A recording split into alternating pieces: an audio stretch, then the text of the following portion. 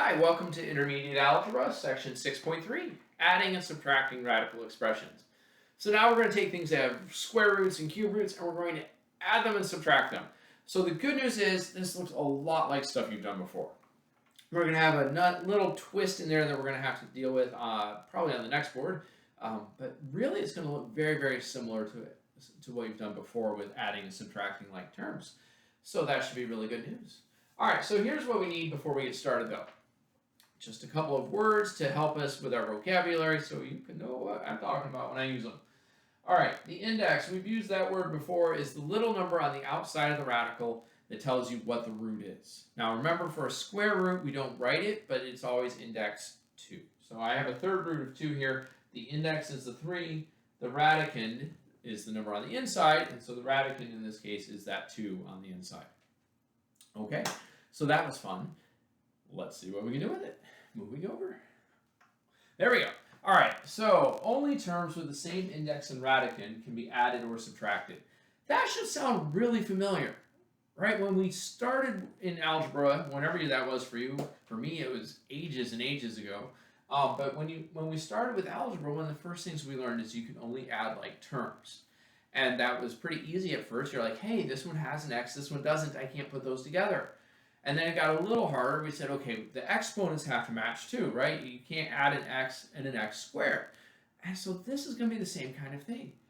If the index and radicand don't match, you can't add them. Done. End of questions. End of story. Nothing else to be done with it.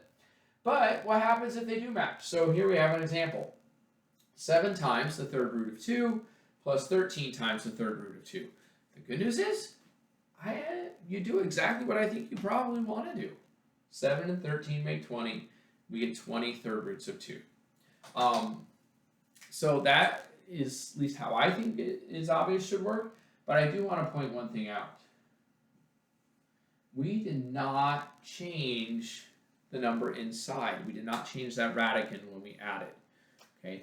Adding will never touch that radicand. Kind of like when we added 2x squared to 3x squared, we didn't add the exponents. So adding is never going to change either the index or the radicand. We just add the 7 and 13, and that's really it. So we can make it a little bit more complicated. Basically, we're going to combine what we had in the last section about simplifying, but that's really all there is here. And so you can do it. All we're going to do is add or subtract those coefficients, and life will hopefully be good. But let me get some more examples on the board. All right, so I took up the entire board with my next example. It's just because I like to. I like my scratch work. So these don't have to take up a ton of paper, but they could. So we can see my example. 4 square roots of 50 minus 6 square roots of 72. Now, the reason this one took up so much space is because, as you may have noticed, the 50 and 72 are not the same number, right? Our radicands are different here, and that's a problem. The indices are the same, right? They're both index 2 because they're square roots, but the radicands are different, right? 50 and 72, not the same thing. So right now, we can't do the subtraction.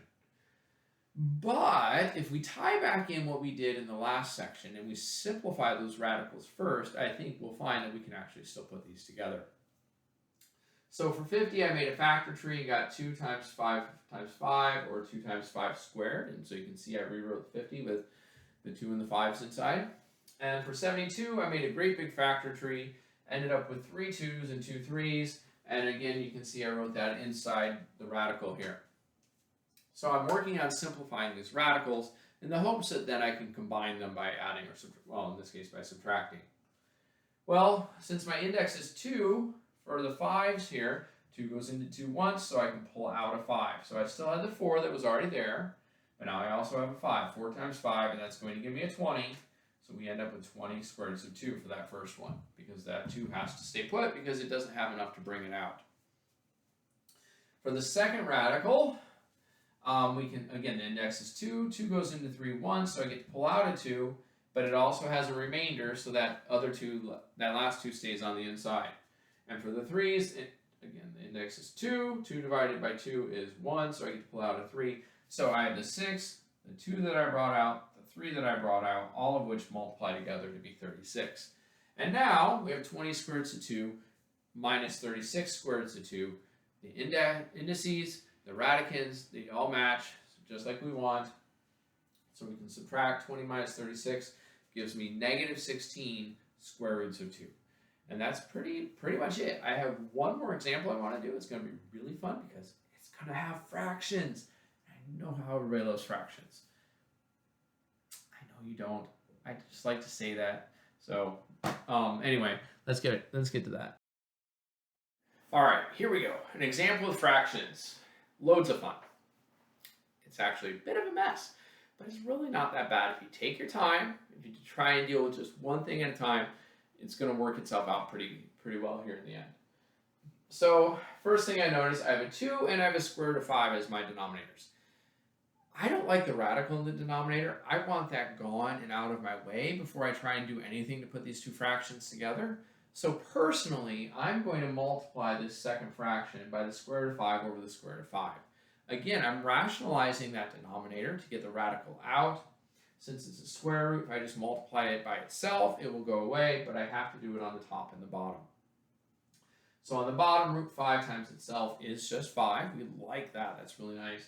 And on the top, we have 3 times the square root of 5. So that gets us a little bit closer, and we're definitely in a better place now.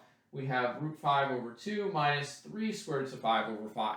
So the good news is we don't have any radicals in the bottom. The other good news is my radicals at least match, so that's going to be useful here eventually.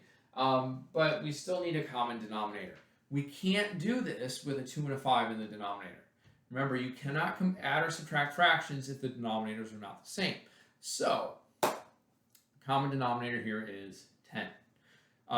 Hopefully you can see that. Remember, if all else fails, just multiply them together. 2 times 5 would give you 10. You might end up with something bigger than you need, but it'll work. So I go to a denominator of 10.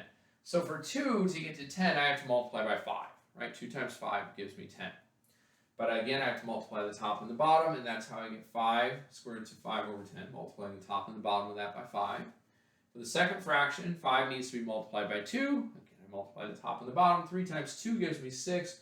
Notice that when I did the multiplication, I didn't touch the numbers inside the radicals.